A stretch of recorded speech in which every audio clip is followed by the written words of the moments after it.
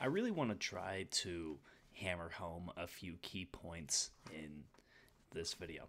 The first is going to be looking at the wide receivers for the New England Patriots after 4 games with Jacoby Brissett as the quarterback. Now, as a total, the entire receiving corps has 29 receptions, 226 yards, and 1 touchdown. The 1 touchdown is to Jalen Polk, who himself has 8 catches for 61 yards and that 1 touchdown. But the leading receiver for this team through 4 games, and this is only the receivers, no tight ends, no running backs. Demario Douglas, 12 receptions for 94 yards. Now, to compare that, Alec Pierce, who is, depending on how you want to say the Indianapolis Colts wide receiver rotation goes, he's probably at most the number 2 receiver behind Michael Pittman, and I would even argue that he might be behind Josh Downs. He might even be behind Adonai Mitchell in terms of the depth chart for wide receiver on that team. Alec Pierce has 10 receptions for 234 yards and 2 touchdowns. So a guy with a third as many catches through 4 games as the entire New England Patriots wide receiver staff has more yards and twice as many touchdowns. Now, it's 4 games into the year, and this could obviously change. But when you look at what Jacoby Brissett has done the entire year, you're looking at a guy who is passed for 536 yards, 2 touchdowns, and 1 pick. Now, 1 pick through 4 games, that's great. 2 touchdowns through 4 games, some quarterbacks don't have any at this point. And with how good defense has been this year, only 2 touchdowns through 4 games. You're not, whatever.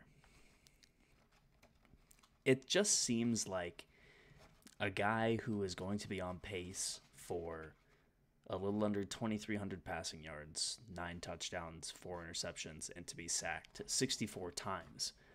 It's just not good. It's not good in terms of quarterback play, and it is not good with the first stat I wanted to highlight, which is these receiving yards for these pass catchers.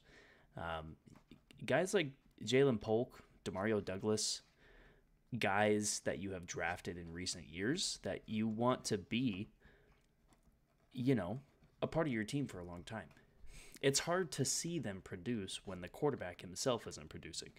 So that's one point in terms of the receivers. The next point with the receivers is guys like KJ Osborne or Tyquan Thornton.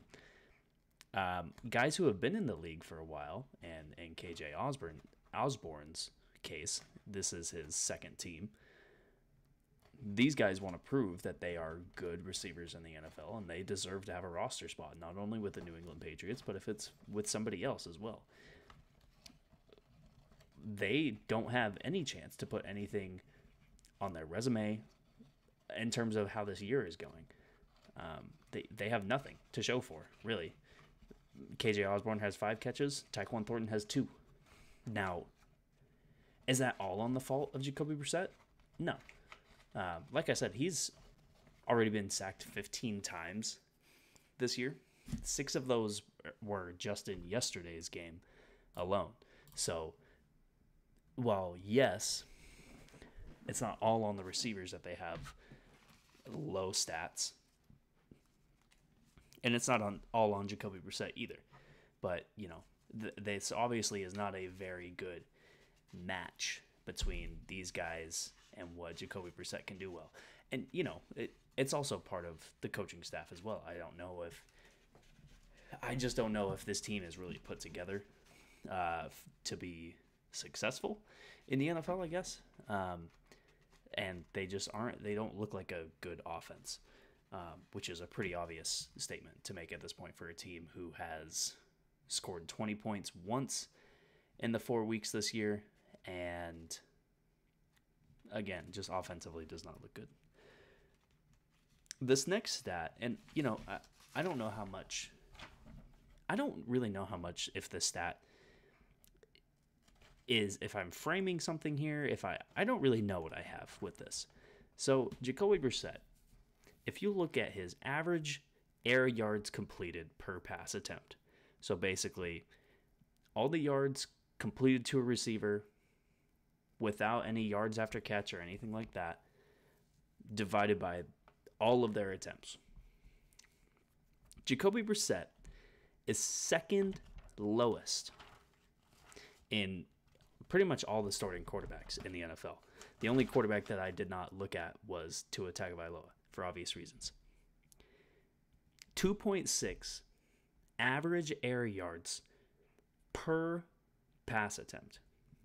Now, you compare that to other guys who are, let's just say, in their rookie year. You have Jaden Daniels with 3.6 yards, Caleb Williams with 2.8. Guys in their second year, Anthony Richardson, almost 5 yards. CJ Stroud, 3.8. Veterans around the NFL. Dak Prescott, 3.8. Sam Darnold, 4.7. You know, the list goes on and on for these guys, and we'd probably be all here all day talking about that stat. The reason I don't know what it means is, you know, Patrick Mahomes has the least amount in the entire NFL. He has 2.2 average completed air yards per pass attempt. But I think there's a pretty obvious difference between what Jacoby Brissett has with the Patriots and what Patrick Mahomes has with the Kansas City Chiefs, in terms of their skill position players and in terms of who their coaching staff is. So I don't think I need to explain that difference. But I do think that that's a stat that is interesting when you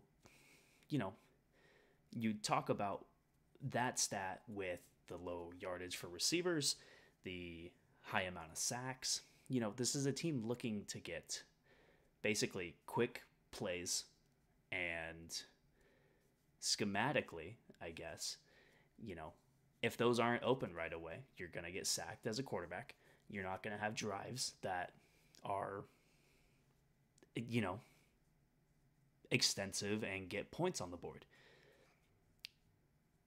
This leads all the way up to the point of they shouldn't just throw Drake Maye in because they need to see what they have with Drake Maye.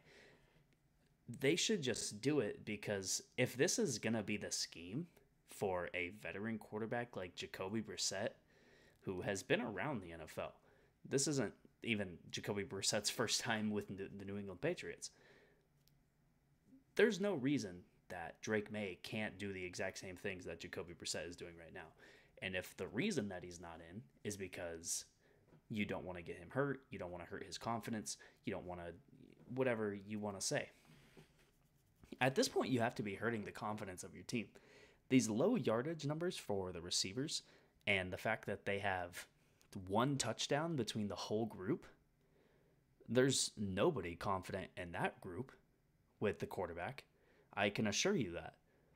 The only offensive player I would assume has any confidence right now is probably Hunter Henry, because he, for some reason, has been one of the few guys for the Patriots that is consistently getting passing yard or getting reception yards and is being a target for Drake Maye and for Jacoby Brissett. And even with that said, he has 136 yards through 4 games. So that's not anything really to hang your hat on. So why not? I just don't think there's a real reason to keep Drake Maye on the sideline anymore. And if you want to say that at this point, New England, they won that first game against the Cincinnati Bengals, they thought of themselves maybe a little bit higher than they probably should have. I think that's a reasonable explanation as to why Drake Maye hasn't come in yet. But if you're Gerard Mayo, if you're this offensive coaching staff, if you are anyone in the front office, I think you have to make the choice to pull the plug on the Jacoby Brissett experience, because it's not been a fun experience.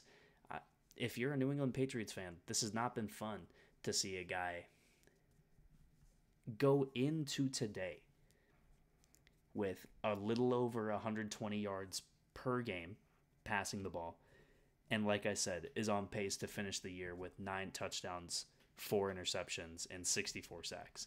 It's not going to be fun to watch if you're a New England Patriots fan, if you're a front office member, coaching staff, any teammate of this offense.